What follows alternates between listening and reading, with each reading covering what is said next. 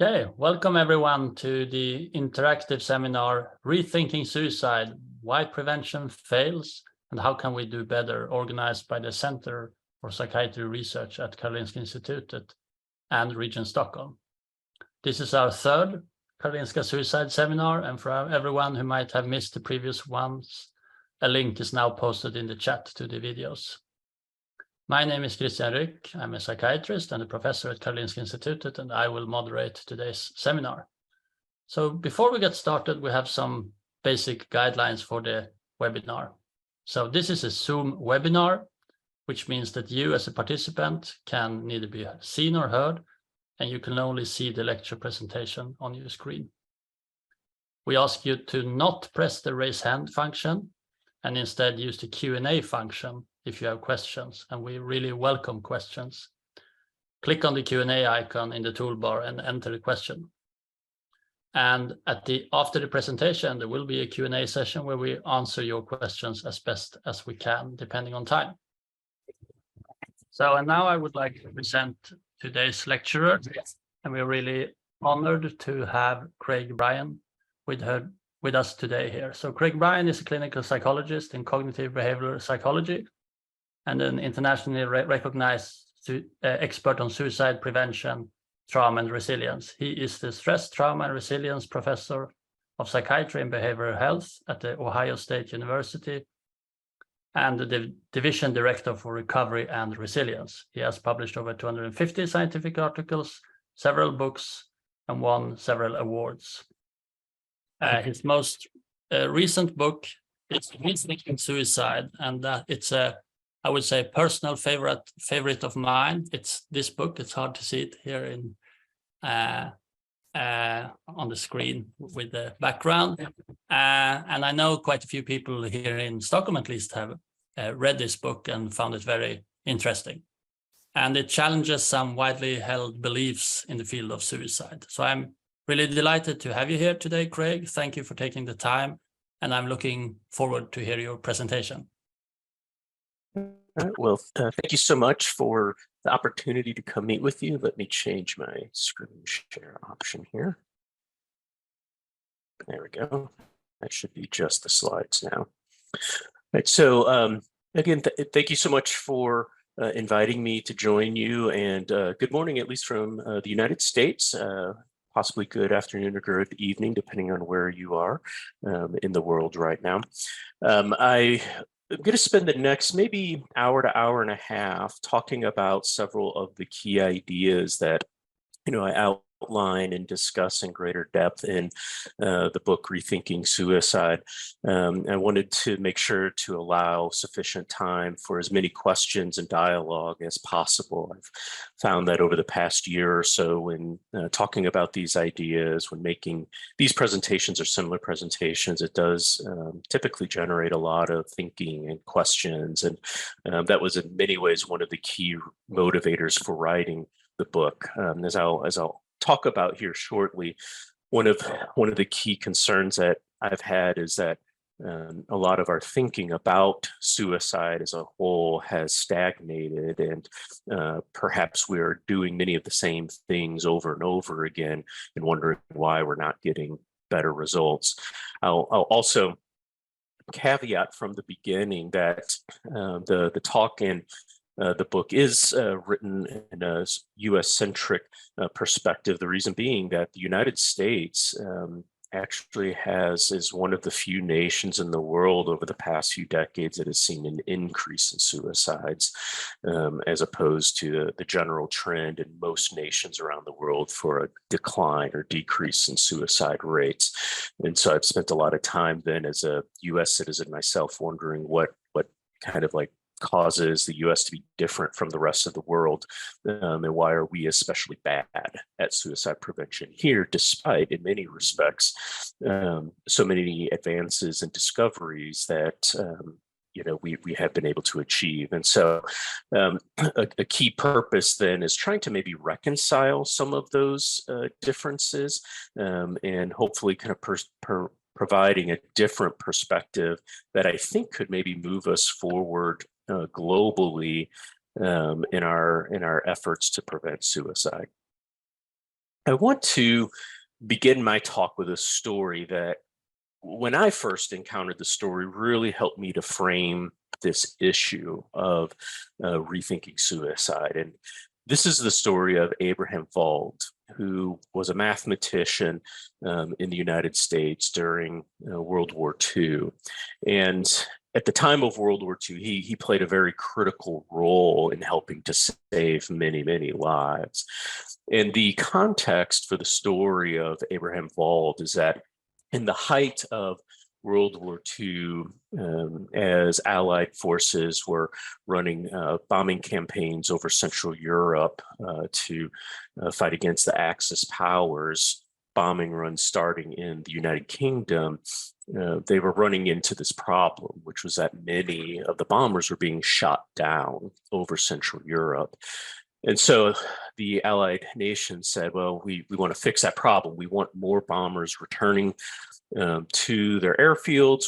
We want to save lives. We don't want to be losing as many aircraft. And so we need to figure out a strategy for saving more lives.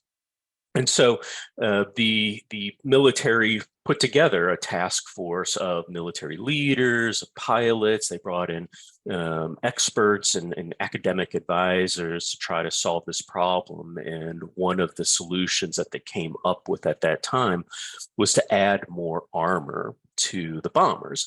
The rationale being that most of the planes are being shot down by anti-aircraft fire. And so if we can provide greater protection to these aircraft, then fewer will be shot down, more lives will be saved, so on.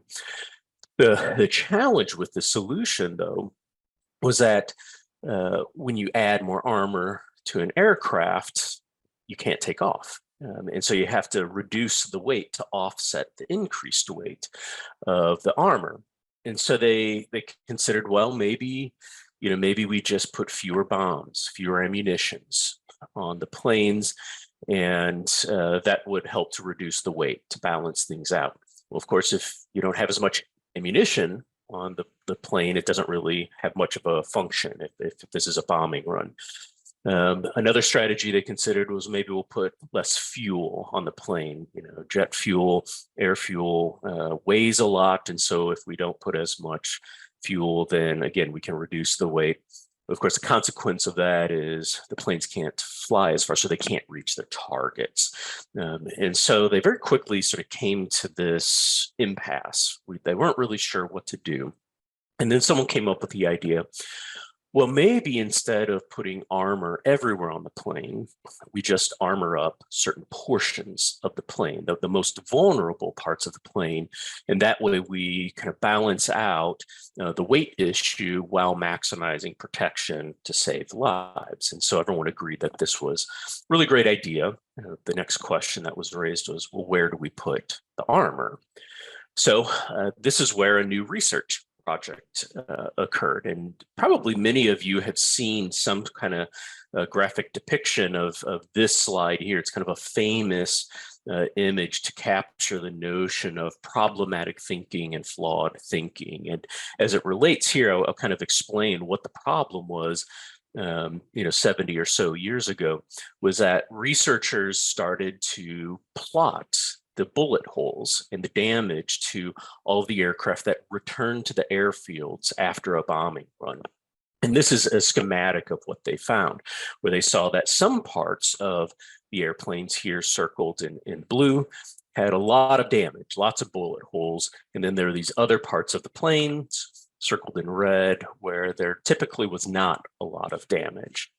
And so based on these findings, the initial conclusion was that the military should add armor to these regions of the plane circled in blue because that's where the most damage was.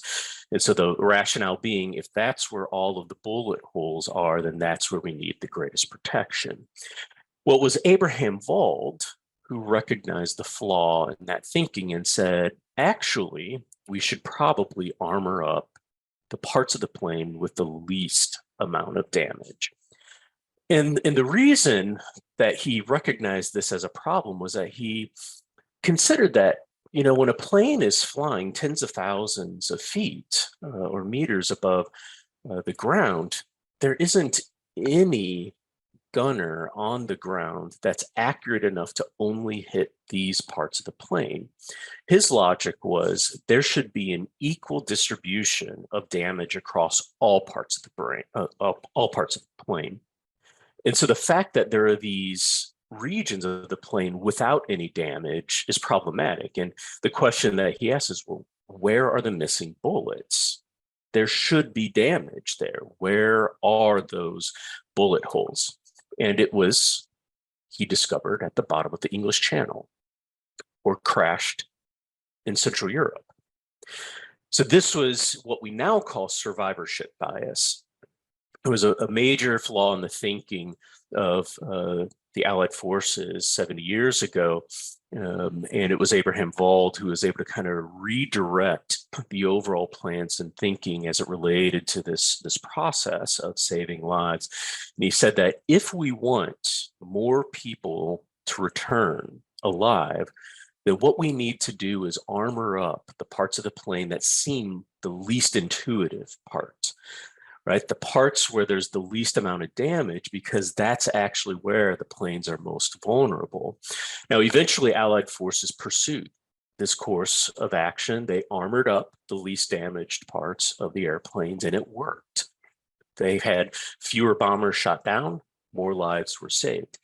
And I like to start with this kind of story because I've often reflected, well, what would have happened if Abraham Wald had not been around? You know, my suspicion is that the military would have armored up the wrong parts of the plane, and it would not have worked. And they would have been confused and frustrated. And they said, well, it doesn't make any sense. We've got more protection in the most damaged parts of the plane. Why is this not working? And so it's quite possible that then the military would have done more. They would have put even more armor on those same parts of the plane, and it still wouldn't have worked. And they could have gotten stuck in this vicious loop of doing the same thing over and over again without really getting the results that they desire. And so I would argue this is, in many respects, a great metaphor for what has happened with suicide prevention and thinking about how to prevent suicide, because I would contend that we do the same thing over and over and over again, and we have been doing the same thing over and over again for many decades, and then scratching our heads wondering why we're not more effective, why we're not better at preventing suicide. And so the thesis that I'm going to argue for today is that we should and we need to fundamentally rethink how we understand suicide, as well as how we fundamentally approach suicide prevention. So I'm going to outline several kind of the way this is structured is to outline several arguments or assumptions about suicide that I think really have served as a core bedrock of suicide prevention efforts for many years. And I'm going to present some data that I would argue presents a different way of understanding these assumptions, and would perhaps suggest that maybe several of our core assumptions about suicide are fundamentally flawed. And because we base a lot of our work on these assumptions, that's a key contributor to the limited effectiveness of existing suicide prevention strategies. So the first assumption that I want to take on is the assumption that suicide is caused by mental illness, or that suicide is a symptom or outcome of mental illness. Different ways of kind of framing this assumption, but the key idea is that mental illness or mental health problems are the primary driver of suicide. And I'm going to present some data that I think clearly show that suicide is not always caused by mental illness. Now, one of the most striking findings for me, being a US citizen, this is something that many of us here in the United States have kind of thought about, we talk about it fairly frequently, which is this inconsistency between our population level national data versus this statistic that many of us have learned, which comes from psychological autopsy studies. Now, this statistic I've referred to as the 90% statistic, and most of us have heard this in some form or fashion. And what this is that 90% of people who die by suicide have a diagnosable mental health condition or mental illness at the time of their death. This has, become almost a truth within suicide prevention fields, and it has really served as a bedrock for most of the suicide prevention strategies that we use, which are largely tied to mental health screening, mental health treatment, and mental health solutions. So to kind of explain these two different data sets, so it sounds like my dog is awake now as well, so maybe he'll come and join us in a little while. The national data from our Centers for Disease Control in the United States has fairly consistently found for several decades now that amongst US suicide decedents, fewer than half actually have a known mental health condition. And, the statistic changes from year to year, but it's usually between 45 to 50% of suicide decedents with a known mental health condition. That's a pretty sharp difference from the 90% statistics derived from psychological autopsy studies.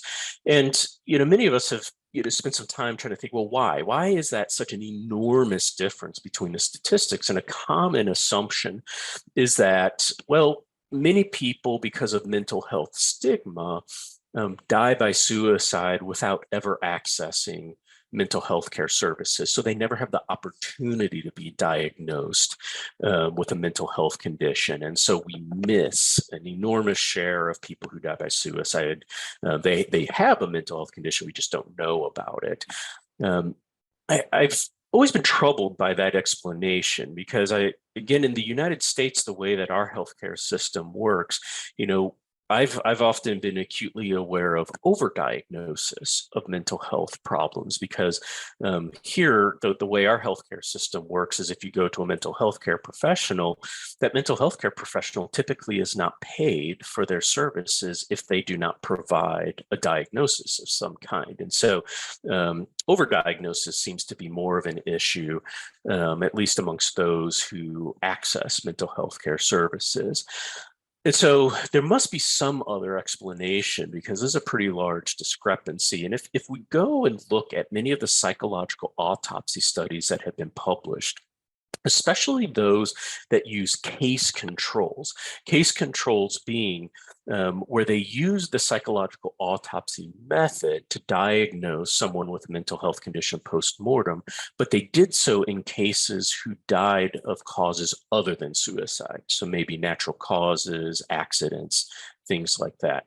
And when we look at those case control studies, what we find is that rates of post-mortem psychological diagnoses tend to be about twice as high as what we would otherwise expect based on global prevalence rates. So there seems to be this very clear data that has been published that the psychological autopsy method, wherein we try to diagnose someone without ever having met them, without having only a limited amount of information after they have died, overestimates the diagnosis rate by at least double, which is interesting because that is almost the degree of error that accounts for the discrepancy between US national rates as compared to overall psych autopsy rates. And so I think that there is an inherent bias associated with the psychological autopsy method. This has actually been written about by several researchers saying that perhaps the way in which we try to diagnose mental health conditions after someone has died is not a particularly reliable way of arriving at a mental health diagnosis. And I've spoken with many researchers who have used the psychological autopsy method, and they've actually, some of them have talked about that, saying how they often approached the cases, approached the investigation process from the mindset of, I know that I'm going to find a mental health condition. I just need to figure out which one it is, as opposed to looking at it from the perspective of maybe there is not a mental health condition. Now, this isn't the only data source that I think kind of speaks to the problematic assumption of the role of mental health conditions. I think if we look at published research over many, many years, we actually would arrive at the same conclusion. This was a meta-analysis published by Joe Franklin and colleagues several years ago in Psychological Bulletin that received a lot of attention and discussion. It involved a meta-analysis of several hundred studies that have been published over the span of 50 years to look at risk factors for suicidal thoughts and behaviors. And within this very lengthy, very comprehensive analysis, they included psychological mental health conditions as potential indicators of later suicidal thoughts and behaviors. And the two lines from Table 6 that I've highlighted here are relevant to this issue of mental health conditions. And so they lumped mental health diagnoses into two categories, externalizing and internalizing. And in essence, what they found when we look at the weighted hazard ratios, you look at the area under the curve, all the different ways that you could potentially report this. If you kind of reverse engineer the mathematics, what you find is that what this says is that based on hundreds of studies published over 50 years internationally, what we see is that a little bit less than 50% of people who die by suicide and attempt suicide have one or more mental health conditions at the time that the death or the attempt actually occurred. So we have now kind of like these converging data from multiple streams that suggest it's probably only around half of suicide cases where a mental health diagnosis is present, which really, I think, undermines the argument that all people who die by suicide have a mental health condition and that mental health conditions are the primary drivers of suicide. And so why might this be? Why do we have this massive error or this flaw in our thinking? I would argue that it's due to confirmation bias. Confirmation bias being that we draw a conclusion and then we find evidence that aligns with our conclusion while ignoring or disregarding evidence that contradicts or otherwise does not align with our conclusion. And I think this is in many respects what happens with our understanding of suicide. Because so many of us have heard the 90% statistic and it's become this veritable truth about suicide prevention, we kind of start from that position. And so when someone attempts suicide or they experience suicidal thoughts, that assumption of mental illness as being a driver then comes out in our decision making as mental health professionals, other healthcare providers, prevention experts. And so we see or we diagnose mental illness because we assume it must be there. And then what we do is we do research after the fact and we collect the data from our decision making. We say, oh, look at all this, all these mental health diagnoses. It reconfirms that suicide is associated with mental health problems. And so it just becomes this kind of feedback loop that sustains itself over time. But I think increasingly we're starting to recognize that there's actually many people who die by suicide who do not have a mental health condition, or conversely, maybe they do have a mental health condition, but perhaps there are other things that maybe were driving them towards suicidal behavior. And I think this is a critical assumption for us to really challenge and to think about a lot more critically, because I worry that we often put so many of our efforts into the mental health treatment basket that we ignore other potential strategies and interventions that could also effectively prevent suicide. So the second core assumption that I want to talk about is the perspective that suicidal ideation is a necessary condition for suicidal behavior. Another way of saying this is that a person cannot attempt suicide if they have not first thought about suicide. I'm going to argue that maybe that's not true. Maybe there are some cases where suicide or suicidal behavior is not preceded by suicidal ideation, at least as we have traditionally conceptualized suicidal ideation. So this is sort of a simple depiction of a spectrum or a continuum of suicide risk that I think underlies a lot of how we approach suicide risk screening, assessment, as well as treatment and intervention. The idea behind this continuum model of suicide risk is that, a person starts on the left-hand side, maybe they think about death, they want to die, and then they progress incrementally to the right of this continuum. And as they move towards the right, they experience increasingly severe levels of suicide risk. And on the very far right end of the spectrum is suicidal behavior itself, where a person tries to make a suicide attempt or tries to kill themselves. And so the people then are assumed to kind of progress through these stages of increasing risk. So they want to die, then they start to actively think about killing themselves, then they formulate this sort of this commitment or this intent to kill themselves, then they start to formulate or develop plans, and then they transition to actually attempting suicide.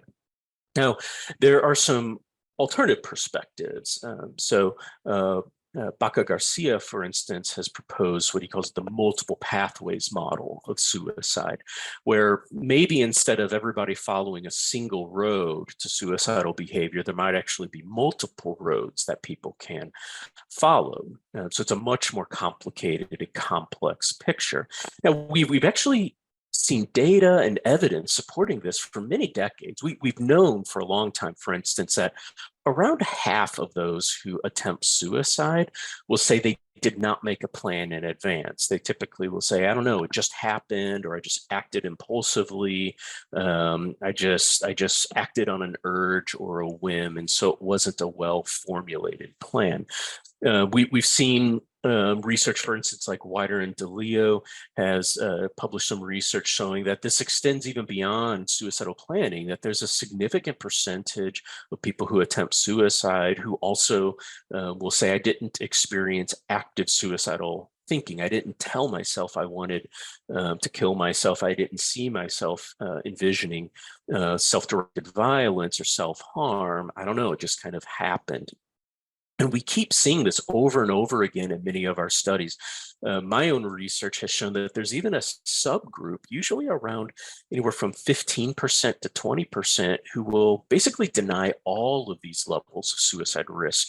They've attempted suicide, but then they say, I didn't have any of these thoughts. I didn't want to die. I didn't want to kill myself. I didn't plan it out, all of those sorts of things. And so despite this abundance of evidence and data saying that people follow these different pathways, for whatever reason, we tend to keep sticking to this single continuum model, this unidimensional continuum.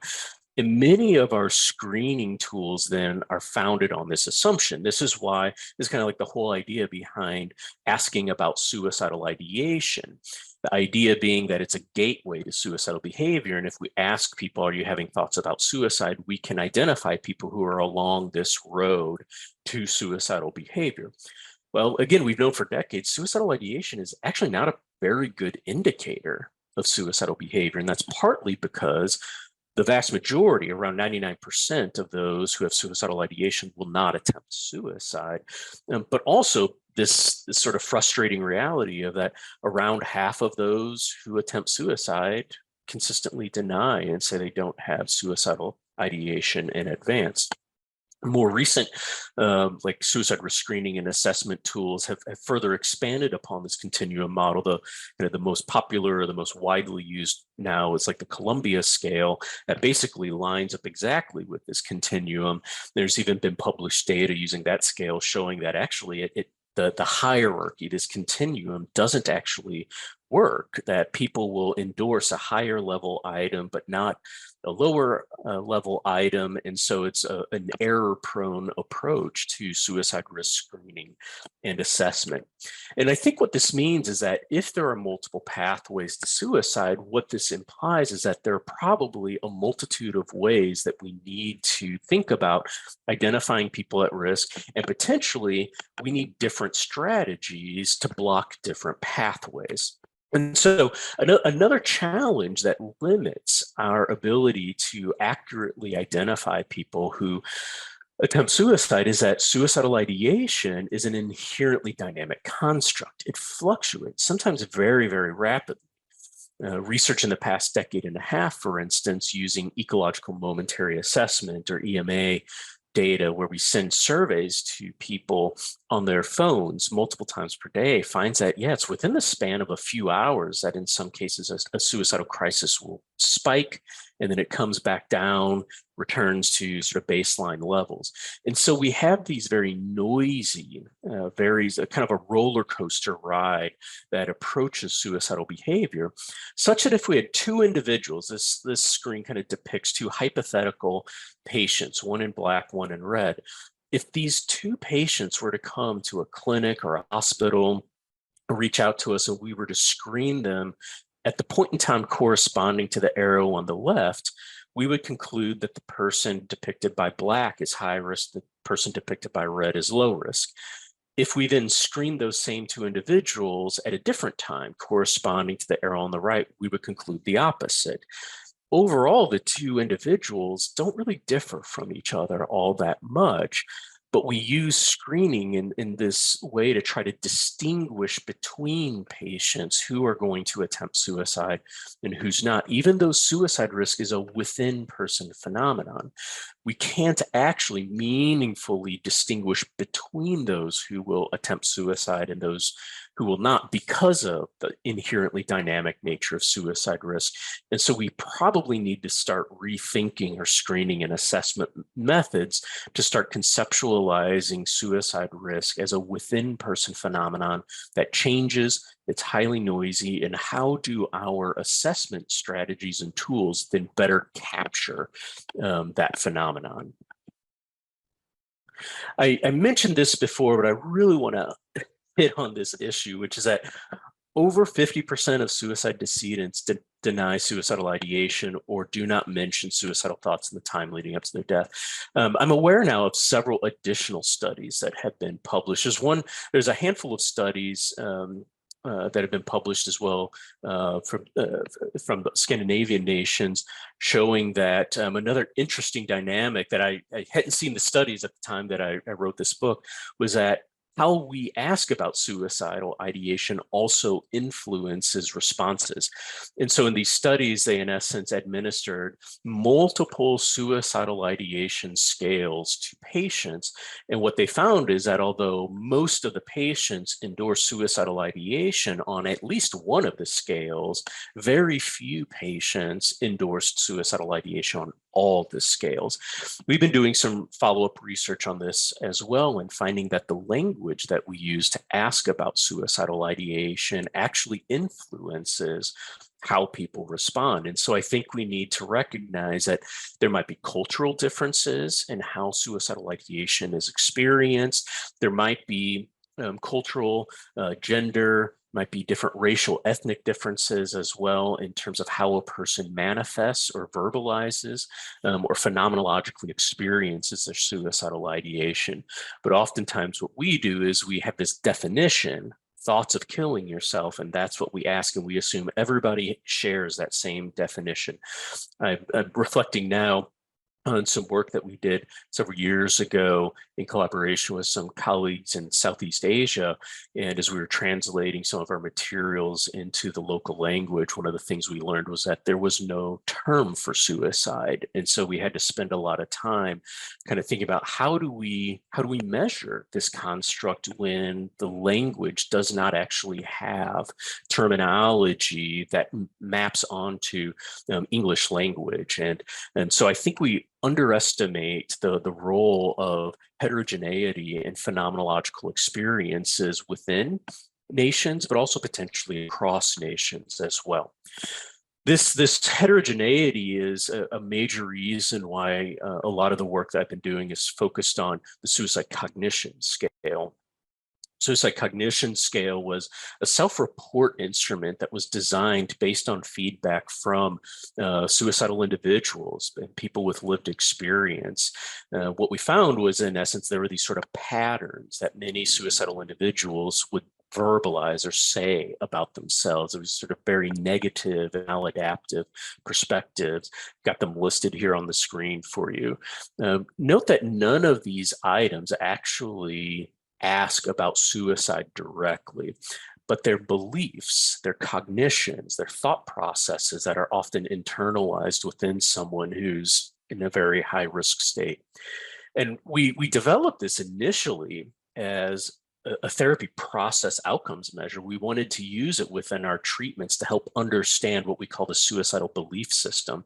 Like, what are you telling yourself? What do you believe, so that we can then better gear the therapy to target those thought processes and beliefs. And what we found sort of by accident was that responses on this scale were actually really good indicators of risk for suicidal behavior. And we've now done like 5 or 6 studies where we keep finding that items from the suicide cognition scale actually do better than suicidal ideation as an indicator of suicide attempts. The most recent study that we published just within the past year, what we did was we took a large sample of patients in general medical settings, and we focused on the patients who denied suicidal ideation, said, I'm not thinking about killing myself. I've never tried to kill myself. They were, in some respects, they had this sort of clean history from a suicide risk perspective. And what we found was that responses on the suicide cognition scale actually predicted who was going to attempt suicide in the next year, even though they had no prior history of suicide risk, at least that they were willing to disclose to us. And so I've found myself starting to wonder about, well, what is the phenomenology of suicidal states? And it's probably the case that there are different types of suicidal states, some of which involve explicit suicidal ideation. Some might also involve suicidal planning.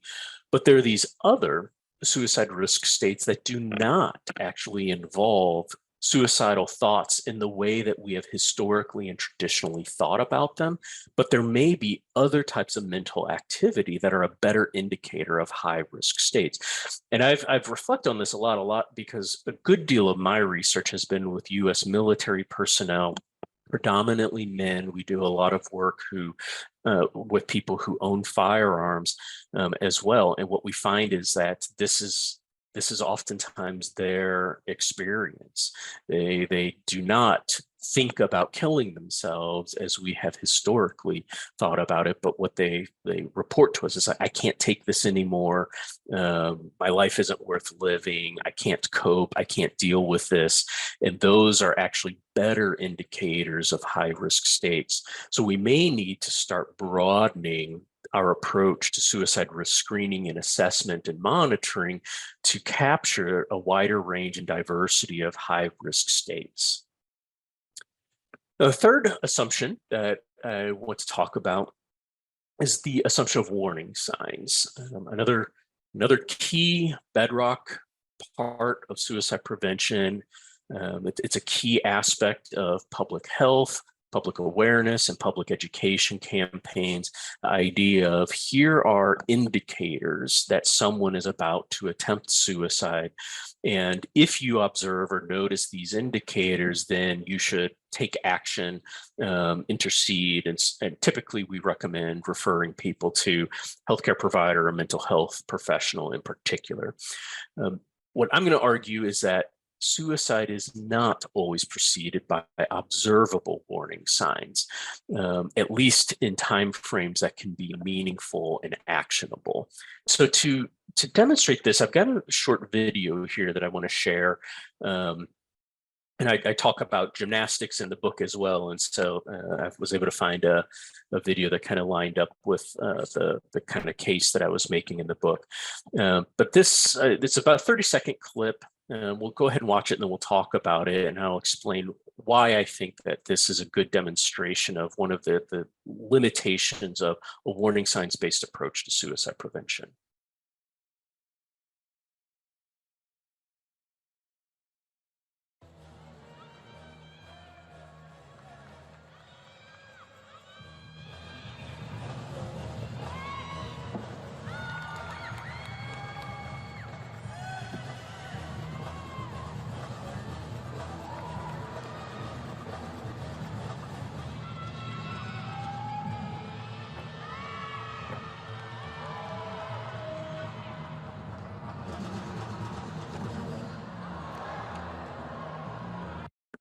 Okay. So I'm going to break down what happened in this video and how this relates to the notion of warning signs. So probably many of you recognize Simone Biles, a very accomplished gymnast, has won many championships, Olympic medals, is one of the, actually, I think she's the most highly decorated Olympic athlete in gymnastics that's ever lived. So she's a very accomplished athlete. And so if I had, sort of asked you in advance of this video, what's going to happen, you might have, guessed reasonably, well, Simone Biles, she's probably going to do a really great job. She's very good at what she does. And as you're watching this video, you probably would not have suspected that at the end there was going to be this unfortunate fall. And think as well about how quickly that fall actually occurred. And so if we kind of break down the last few seconds of that film clip. So here, Simone Biles is in her tumbling routine. She's flipping. She lands on the balance beam. Now, I've frozen the frame here, and you can actually fairly easily see that she's off balance. My guess is that you could not see this in the actual video, but now it becomes apparent.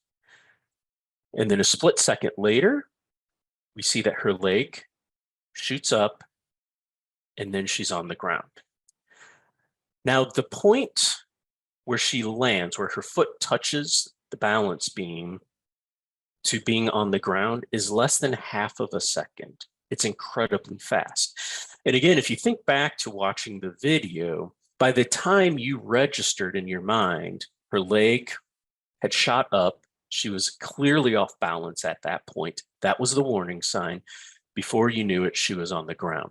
If any of us had been standing next to that balance beam as a spotter, for instance, that less than half of a second is so fast that probably we would not have been able to prevent her from falling. It's like she would have been on the ground and then we would have taken action because it just happened too fast. We can't process it. And I think a similar phenomenon happens when it comes to suicide, that the warning signs, if there are any meaningful warning signs, they often will occur so soon before the suicide occurs that it doesn't provide much time for us to take action and to do something about it. And so I've kind of reflected on this a lot because some of the research that I've been doing, kind of going back to the previous section, we have 50% of people saying that I didn't think about suicide in the time leading up to my suicide attempt. We actually have data as well showing that about 50%, maybe more, of those who attempt suicide experience what I call rapid intensification of risk. They go from a low risk state to a high risk state very fast. And the data that we've collected suggests that it occurs often within 24 hours. If we look at EMA data, it would suggest that it might actually occur within the span of maybe 2 to 3 hours, maybe even less. And so a person then, if any warning signs do emerge, it typically happens so soon before the actual suicide occurs that there isn't much opportunity to act. And indeed, if we return to the gymnastics phenomenon now here, when Simone Biles lands on that balance beam, we see here that she's off balance. At this point, the fall is already happening. The fall is occurring. And so it's not that these warning signs caused or signified or signaled the emerging fall. It's that they basically represent the fall that's already occurring. And I think that's a key point when it comes to suicide and warning signs as well, because in many cases, maybe the warning signs that we see or that we observe suggest that the suicidal behavior is already in progress. Forward momentum is already occurring, which is perhaps part of the reason why it's so hard to intercept or avert that forward trajectory at that point. But I think this also highlights one of the other key problems with the psychological autopsy method that we talked about in the first section, which is that after the fact, after we know that the fall has occurred, we have the benefit of going back and really kind of breaking things down like this. We say, oh, look at these obvious warning signs that happen before the fall. Therefore, if we want to prevent gymnasts from falling, what we should be on the lookout for is legs, kind of sticking out to the side, which would signify that they're losing their balance. And that's when we should prevent the fall. Well, again, that doesn't really provide us with a whole lot of room to actually make an intervention. And I think we make the same mistake in suicide prevention. We Monday morning quarterback, or hindsight is 2020. We have different phrases to capture this notion. But we in essence, I think, are making the task more difficult for us and providing a false sense and a false illusion of being able to prevent perhaps some suicidal behaviors that may be especially challenging to prevent. Another reason that I'm concerned about this is because, I do a lot of work with family members and friends who have lost loved ones to suicide, and guilt and shame are a very common experience for them.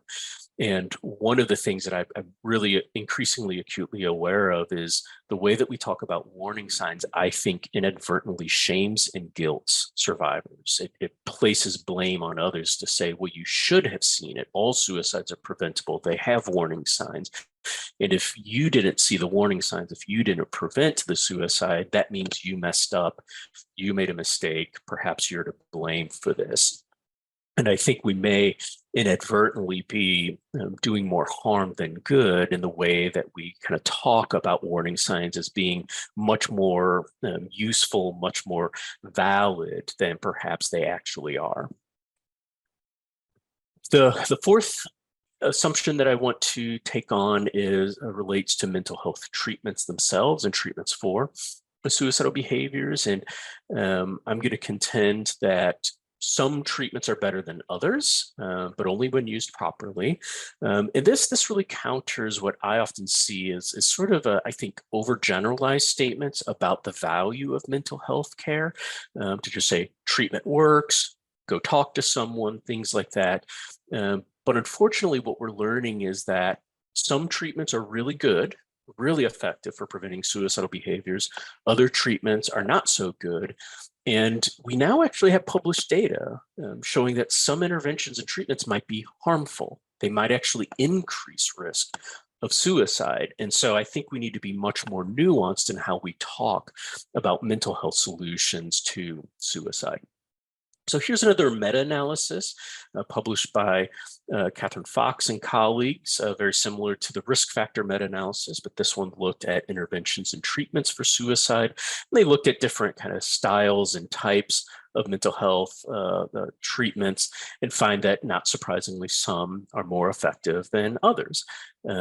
And the question then becomes, are the most effective treatments, so we see things like cognitive therapy or cognitive behavioral therapy, and then problem-solving therapy being especially effective, or the relative best treatments, how often are those treatments actually used by mental health professionals? I could say, at least in the United States, it's not very often. It's much more common that mental health professionals are using other types of mental health therapies that are less effective. And I think even if they're not directly harmful per se, if a treatment is ineffective, it can potentially cause harm in the sense that it's an opportunity loss, right? Where if someone goes and chooses between a treatment that's highly effective and less effective, and they choose a less effective one and don't get better, that you could equate to a form of harm, because now they've been deprived of the opportunity for benefit. Oops. I want to focus in particular on especially popular interventions like safety planning, which have sort of exploded in popularity over the past several years. And then another related similar intervention, which is crisis response planning, which has been a centerstone of a lot of my research on treatment development. And highlight what concerns me, which is that oftentimes these interventions are adapted and modified and used in ways that actually deprive them of their therapeutic value. And in particular, what I see is in a lot of clinical settings, things like safety planning becomes really popular because there's a form, it's good for documentation, it's good for risk management, liability types of concerns, but oftentimes these interventions are deployed without sufficient training, without sufficient context, and so it becomes an administrative, legalistic procedure. And I see it over and over again in different healthcare systems and agencies that I work with, where in essence they're sort of giving a piece of paper to the patient saying, fill this out, but they're not actually engaging the patient in a very meaningful way that actually seems to most effectively reduce suicidal behaviors. It's incidentally part of the reason why, like, I've been so stubborn in not adopting forms and kind of sticking to, you see here, like index cards where we handwrite things. And it's because it forces the clinician to actually engage with the patient to come up with a collaborative plan that's focused on self-regulation. By just simply taking away the fill in the blank form, it really kind of pushes me as a psychologist to kind of sit and talk with the patient and say, what works for you? How can I help you? And let's come up with this plan together. And some of our more recently published research shows that that actually makes a big difference. So we've seen that, like, the strength of the alliance or the relationship between a clinician and their patient magnifies the effectiveness of these strategies, whereas when it becomes more robotic and more administrative and focused, they actually lose their quality and they lose their effectiveness as well. I also wanted to take some time to kind of briefly highlight the structure of one particular treatment protocol that I've been working on now for many years, called Brief Cognitive Behavioral Therapy for Suicide Prevention, or BCBT. We've now published multiple randomized clinical trials showing that significantly reduces suicide attempts by 50% or more. We have several studies underway right now that'll be coming out hopefully within the next year, where we're again finding this significant reduction in suicidal behaviors. And we're at a point now in our research where we're starting to adapt the treatment for different settings and different circumstances. So we have, for instance, a highly compressed version that can be used on inpatient psychiatric units that with relatively short stays, and the preliminary data from that effort is showing that, again, the compressed BCBT is reducing suicide attempts significantly. We're getting close to finishing a study now where we're delivering BCBT virtually. So in this telehealth online format, this was a consequence of the COVID pandemic.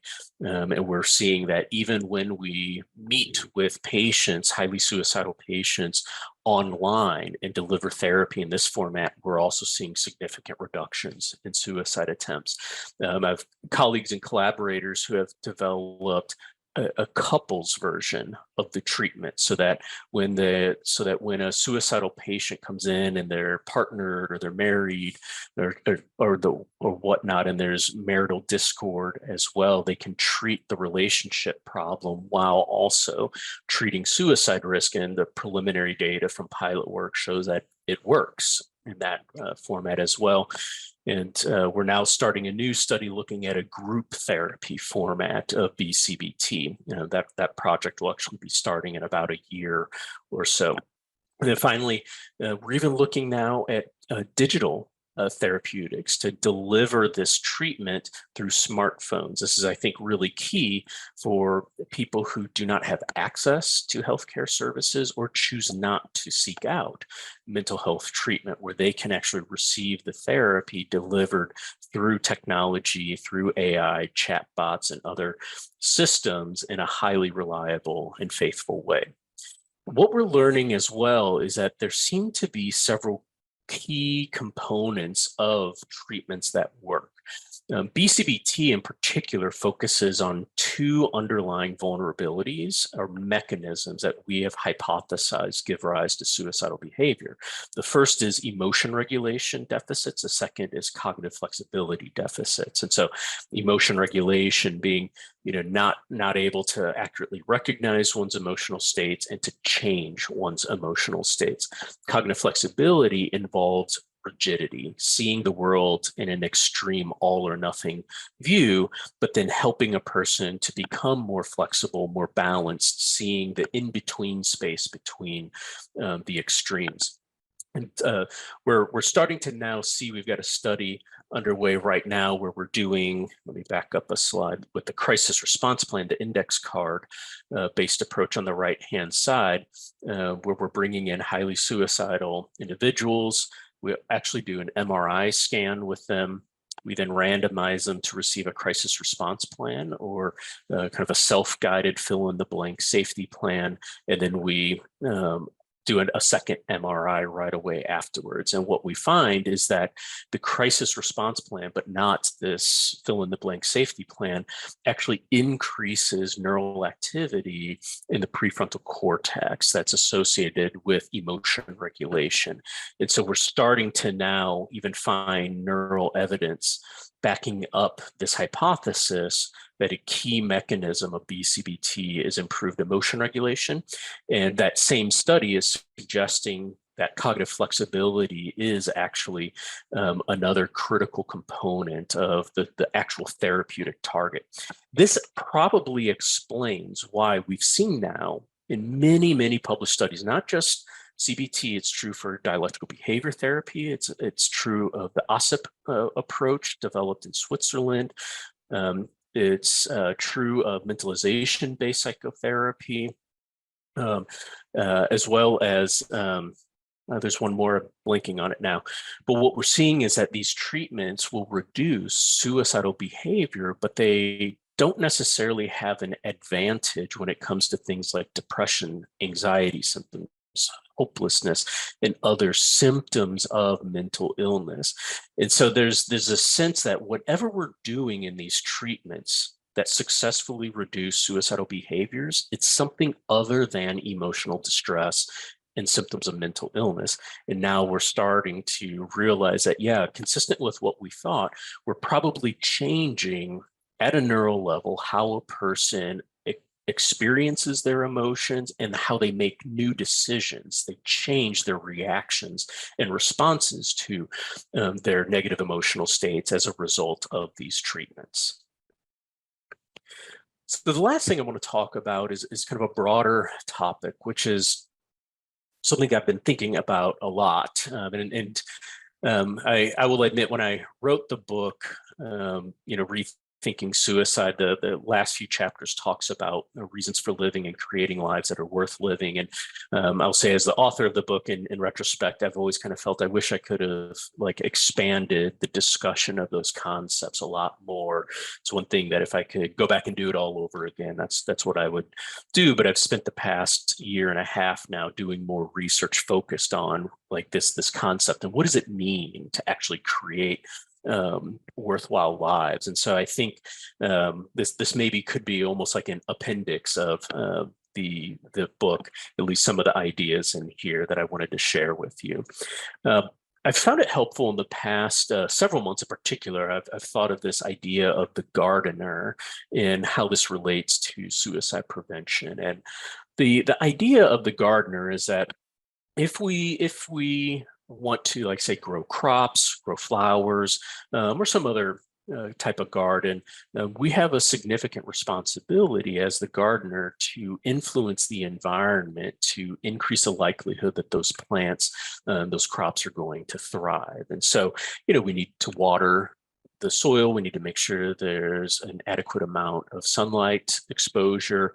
We probably want to check the soil levels for different mineral content. We might want to fertilize the soil to make sure that it's an enriched environment. If there are, bugs or insects or pests that come, we want to quickly remove those to potentially get rid of those hazards. Likewise, there might be disease processes that could impact the well-being and the success and the bountifulness of our garden. And so we would want to address and target those disease processes as quickly as possible. And so what all of this speaks to is that if we want to have a garden that thrives and that has a good yield, we need to attend to environmental conditions and context. If we were to not do those things, if we did not water the garden, we did not pull weeds, we did not attend to the soil conditions and remove pests and diseases, we shouldn't be surprised if the garden doesn't do so well, and maybe the plants, are wilting, maybe they wouldn't grow at all. We would be mistaken, though, if we said, well, those plants just aren't resilient enough, and we need to get more resilient plants or find ways to make the plants more resilient. Well, no, you need to create an environment that is conducive to growth and to thriving. And I think we have fallen into a trap as well in our thinking about suicide, where we often focus on the person, the individual, and we look at, well, what's the risk that they have? And do they have certain, resilience factors or protective factors inside of themselves? And we tend to ignore environmental conditions. And I say this as a clinical psychologist who just shared a little bit about our treatment development work. So it's a very one-on-one individual focused approach, but I'm very acutely aware that even though treatments like BCBT are really effective, it doesn't help people pay their bills. It doesn't necessarily help them, or doesn't change the fact that they might have a neighbor or a supervisor at work who, treats them poorly. And so there's another facet to suicide prevention, which is attending to the conditions within which all of us live and work and function, and creating the conditions that will make life worth living.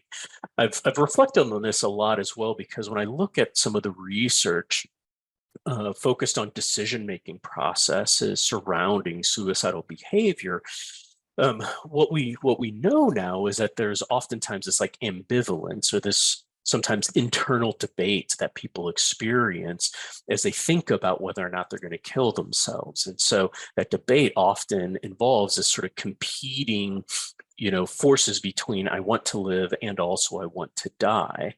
And we've even seen in research now looking at different decision-making paradigms that one of the decision-making styles that lends vulnerability to suicidal behavior is an excessive focus on immediate reward, taking something that helps me now, like emotion relief, at the expense of potentially larger rewards at a delayed or later time. And so all of this is to say is that I think a key dynamic involved in that decision to attempt suicide or not is this sort of weighing of the options between the pros and cons of living and the pros and cons of not living or dying. And if life is not worth living, that tips the scales towards suicide. Conversely, if we live in an enriched environment, we feel supported by others, we have access to resources, and life is perceived as being worthwhile despite problems, that might be the thing that holds a person back and keeps them alive, and prevents their suicide. Related to this, I've thought of, environmental factors. What are the things that we can do in the environment, right, to prevent suicide? And one area that I think is very clear is focusing much more on access to highly lethal methods for suicide and taking steps to restrict or limit access. And a lot of my thinking around this has actually been influenced by progress that we've made internationally outside of the suicide prevention arena, and that's traffic fatality prevention. We've actually gotten pretty good at preventing fatalities as a result of car crashes, much better than several decades ago. And this is despite, by and large, more cars, more vehicles than ever before. In some nations, people are driving longer distances than they had before. And so when you think of more cars, more time in the car, more driving, all of that creates increased opportunity for car crashes and fatal outcomes. Despite that, we see a reduction in fatalities. And I think the reason that we have seen this sort of success is because we really have focused on the context. We focused on the world around the driver. And to kind of back this up with data, I mean, these are the statistics from the United States. This is our traffic fatality rate. Over the past 70 or so years, you see this kind of steady decline that has occurred. And I know in the United States in particular, I mean, people love cars. They have multiple cars and they live far away from where they work and they drive a lot. And so we've really been able to kind of create a safer roadway all across the board, even though people are driving more. And the reason for this is because we've changed the environment. Right. And so this inverted pyramid or triangle is something that's embedded to many occupational safety and injury prevention models. It's called the hierarchy of controls. It's also embedded within what's called a prevention through design approach. The idea behind this is that if we want to prevent an injury, illness, or death, then what we should do first and foremost is remove the hazard. Just get rid of the thing that causes injury and death. And that's the most effective way to prevent these undesirable outcomes. It's possible, however, in some circumstances, we cannot completely eliminate a hazard. And so then the next best strategy is to substitute for something that's less hazard. Take something highly dangerous and replace it with something less dangerous. An example of this that I like to highlight is something like how we build buildings now. And in particular, we used to use asbestos in construction materials, and then we discovered asbestos was incredibly toxic, very harmful. And so we replaced asbestos with other less dangerous materials that served the same purpose. And so we were able to save a lot of lives and prevent a lot of illness simply by substituting something highly dangerous for something less dangerous. The next best strategy is an engineering solution where we try to place a barrier between a person and the hazard. And so this is, I use as an example, things like guardrails on the side of highways and motorways that kind of prevent us, if we lose control of our vehicle, we'll hit this guardrail and it'll keep us from going off the road into trees or a river or something like that. So we place barriers. The next best strategy is to change behavior. So enact process change. In essence, convince people to stay away from the hazard, right? And so this is where we try to enact some kind of social change to try to minimize exposure to dangerous things. And then the least effective strategy is personal protective equipment. And the reason why PPE is the relative least effective strategy is because it depends upon the equipment working as designed. It also depends upon the person using the equipment as designed. And so there's a lot of room for error. If you think of some common forms of PPE, things like face masks, hazmat suits, things like that. If a mask has a rip, if that hazmat suit has a rip, it's not going to work. Right. Likewise, if we don't wear the mask or wear the suit properly, we're not protected as well. And so it tends to be a less effective strategy.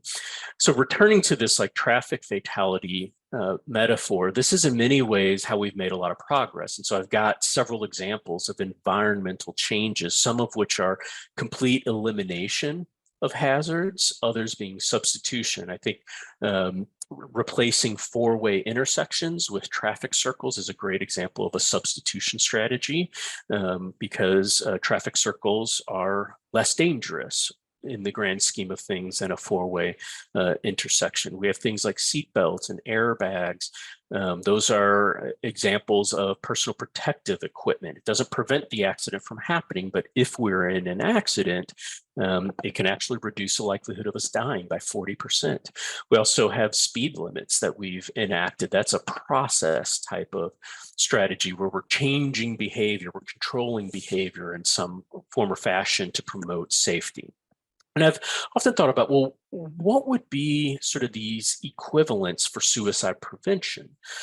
I would contend that almost everything we do in suicide prevention focuses on the least effective strategies, things like, anti-stigma campaigns, screening, resiliency trainings, mental health treatment. It focuses on the person. And I think of along these lines, mental health therapy, even though it can be highly effective, it's basically just personal protective because you might still have a lot of hazards in your environment, and my therapy isn't going to get rid of those hazards, but it's going to hopefully kind of protect you or armor you in some form or fashion against those hazards so that you perhaps are less affected by them. But one could argue that a much more effective strategy would be to get rid of the hazards, or to replace them with something less dangerous, or to isolate people from these hazards. The question then becomes, what are some of these strategies higher up the control hierarchy? And I would argue one clear example is addressing access to highly lethal means. And this is going to vary across nations based on contextual and cultural differences. There seem to be two key conditions that are absolutely necessary for means restriction to be effective. The first of which is that the method has to be sufficiently dangerous or lethal. The second is that the method has to be used often enough that it accounts for a large proportion of suicides. And so we will see different patterns across different nations. In the United States, this is guns, it's firearms. It's why we're increasingly here focusing on safe storage of firearms, reducing limiting access, placing barriers between people and firearms to try to slow them down. But we've seen in other nations as well, historically, like in the UK, the removal of carbon monoxide from domestic gas lines was associated with a reduction in suicide because asphyxiation was a leading method for suicide. We've seen paracetamol restrictions in several European nations as a very effective strategy for reducing suicide by overdose. Bridge barriers have been seen in several nations to reduce suicides associated with jumping from heights. In Indo-Pacific nations, we've also seen restriction or banning of additives to pesticides as being a highly effective way to prevent suicide. And so all of this speaks to either, in some cases, complete elimination or removal. So like the banning, for instance, of carbon monoxide is an elimination strategy. In other places, there are substitution methods that have been employed. So substituting a highly toxic pesticide for a different pesticide without the most lethal additives represents a substitution method. Bridge barriers or blister packaging for medication is an example of an engineering solution that places barriers between a person and the hazard. And so there are going to be other things as well, but this is kind of a clear example of, I think, how we could be more effective by focusing on the environment. But I think we should also focus on as well on things like subjective well-being, because again, returning to the gardener metaphor, it's partly about removing hazards. So getting rid of the insects, getting rid of the disease processes that can, serve as a barrier to good garden growth. But what then are the things that are associated with watering the ground, ensuring adequate sunlight, fertilizing the soil? And this is where we can start looking at social contextual issues, things like discrimination, poor workplace environments, living wages, access to healthcare services, where those things maybe in and of themselves will not prevent suicide per se, but they create lives that are worth living. And so they may have this more downstream indirect effect on quality of life, which then can serve to prevent suicide. This, in many respects, I think is going to be a critical, important future direction for suicide prevention. So just some final thoughts to wrap up, and then I'm happy to take as many questions as I can in our remaining time. I've used this slide with mixed reviews over the past year or so, which is I would argue that over the past several decades, we've largely become stuck in our thinking about suicide prevention, and that we keep doing the same thing over and over again. And really what this amounts to is rearranging the pool deck furniture on the sinking Titanic. And so I think we really need to take a step back and say, what are we fundamentally doing and what's actually going to work? And one example of this, to kind of highlight what I mean by this, is that over the past, I would say 15 years that I've been, kind of actively involved in suicide prevention work and research, I've seen sort of, the tools that we're using for suicide risk screening have kind of taken turns being the dominant model. And at least in the US, we're seeing another shift of maybe another scale that's going to perhaps become a new popular leader. But all of the scales ask the same question. They all ask, are you having thoughts about suicide? And so you're not actually fundamentally changing what you're doing, you're just changing the name of the scale. And you're maybe changing the layout of the piece of paper, or maybe you're putting it on an iPad tablet instead of a paper and pad format. And so I really want us to get to a place where we move beyond these sort of superficial features of suicide prevention and really look at what are we trying to do here and how can we fundamentally change so that we can become better at what we're doing. And so here might be several future directions. I don't know if this will end up being the case, but as I think of the future of suicide prevention, what I hope is that we'll move towards is a reduced reliance on self-disclosure of suicidal ideation as our screening approach with these sort of like cutoff scores where it's like a yes, no, high risk, low risk type of mindset. I think the continued reliance on suicidal ideation is not going to get us anywhere. We need to get beyond suicidal ideation. There are perhaps other phenomenological states, different thought processes, different ways of identifying people in need that do not hinge upon suicidal ideation. Secondly, I think we're starting to move now in a direction where we can be much more nuanced about the treatments and the interventions that we design.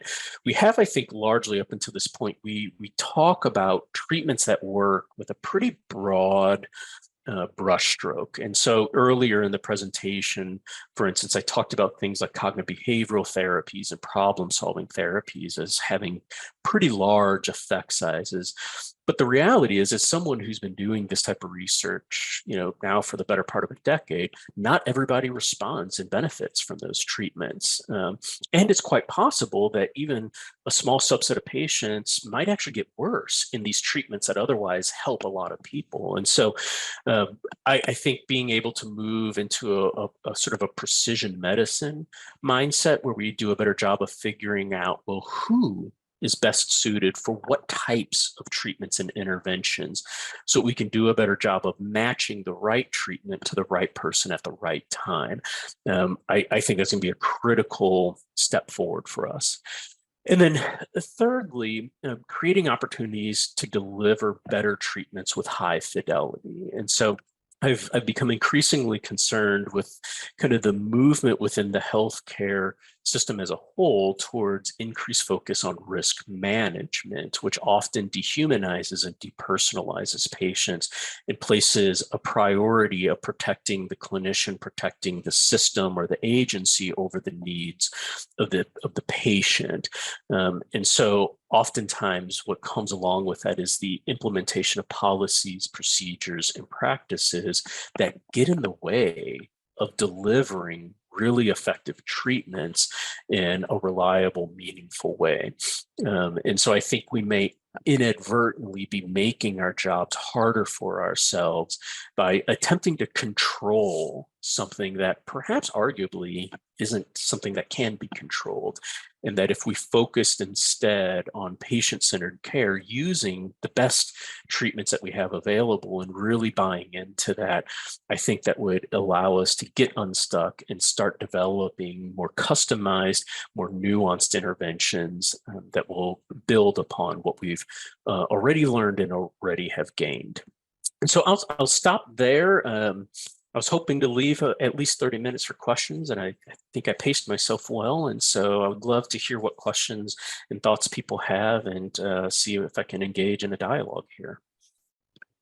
Thank you very much, Craig. It was an excellent lecture, really super interesting. And I think for those who have read the book, we were kind of familiar with some of what you said, and we have a lot of interesting questions that have come in. So I guess we have about 10 minutes for questions now. So I will try to be brief. So first question is, would you say that all suicides are preventable? I would say no. I think we should strive to prevent as many suicides as we can, but I think the reality is we can do things really well, and suicide will happen anyway. And so, no, I don't think we will ever be able to prevent all suicides, but it doesn't mean we shouldn't try. Yeah. Okay. So I guess that leads to the follow-up question from me. That would be that I think that sometimes clinicians may feel that a lot of the suicide research literature suggests that they are not that good at this. But would you then say that it's actually hard to say if we're good or not so good at this, because it depends on what the realistic target would be for prevention and precision in prediction? Yeah, I think when you kind of look at that, it's sort of like, well, what does it mean to be good at doing something? And of course, we would use as one of the metrics, right? Well, what is the fatality rates? Are the death is a suicide rate going up? Is it going down? Mm-hmm. And if it's going down, then that would suggest that something must be working. Mm-hmm. If it's going up, it would suggest that something is not working. And so I think you can look at that at a population level. It's harder to know at an individual level, though. And this is the struggle I think for most clinicians, right? Because it's almost impossible to know, like, for this patient that I'm working with, did I prevent their suicide? Because it's hard to measure something that doesn't happen, right? And so the way that we've kind of talked about it and thought about it, within our group is to say, well, there are certain practices and procedures that we have seen definitively at a larger level to group level are associated with reduced risk. And so if we follow those practices and procedures, then we can, reasonably feel comfortable that we're doing things effectively, even though it's hard for us to know with each individual person if it's working for them. Mm-hmm. Great. So we had a question from Anders Hägg here, which I think goes back to this, that you challenged this 90% idea of, or that it's caused by mental health problems. So, but could you consider suicide in itself as a mental health condition? I would argue no. I know others would disagree. Others would, and I know there's been movements, to kind of classify acute suicide risk syndrome as like a mental health condition or diagnosis.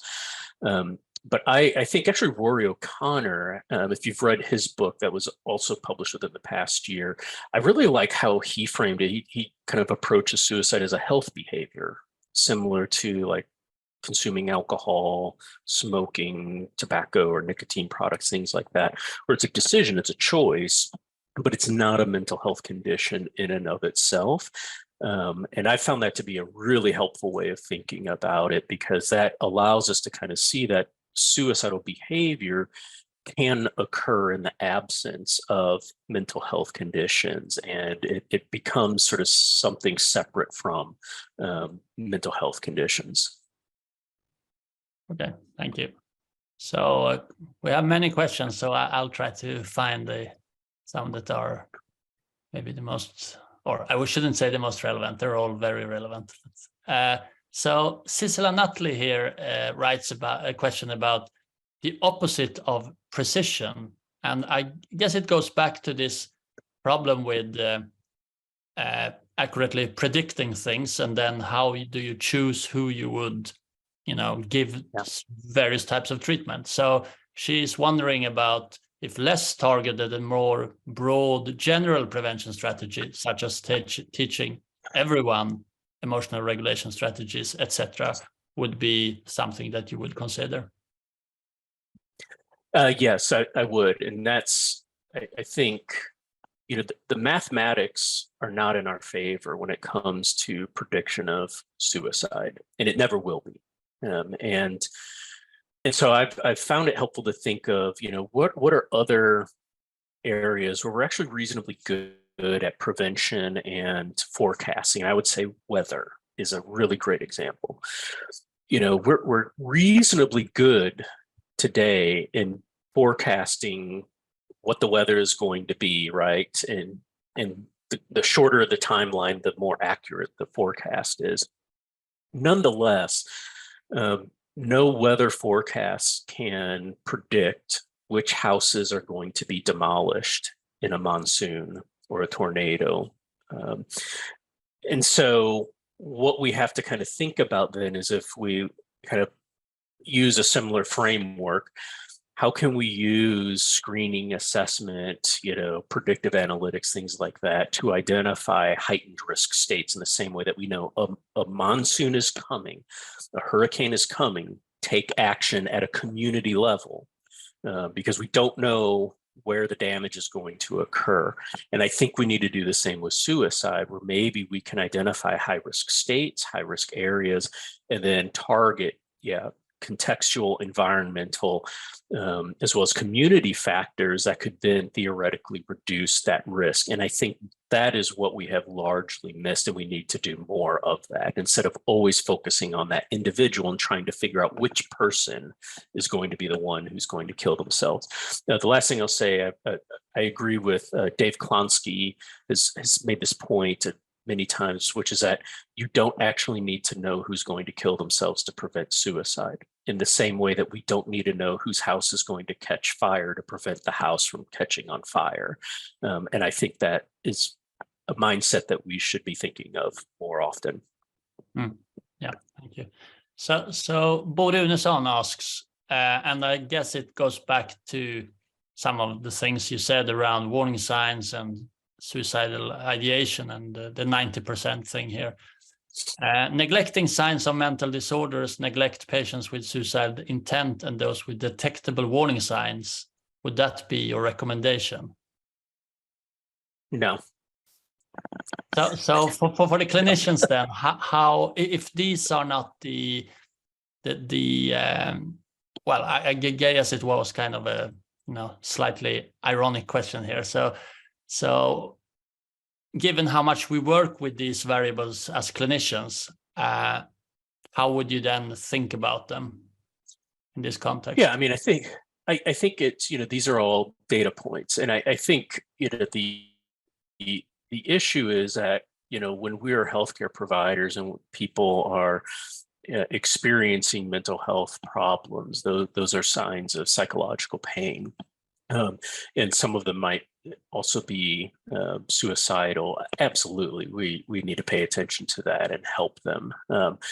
What I'm arguing is that you should not assume that that's the only way to identify people who are going to attempt suicide. There are a lot of people who are going to attempt suicide who are not going to display those same signs. And so we need strategies that can also help the other people. And I think that's why we keep kind of scratching our heads. This goes back to the Abraham Wald example, why I started with that. It's like we keep focusing on what we can see, and then we ignore everything else. And then when we kind of consider, well, maybe what we're doing isn't good enough for the broader population, we try to make it work, even though it's very clearly not working. So it's more about I'm advocating for a broader perspective as opposed to ignore people in need. Mm-hmm.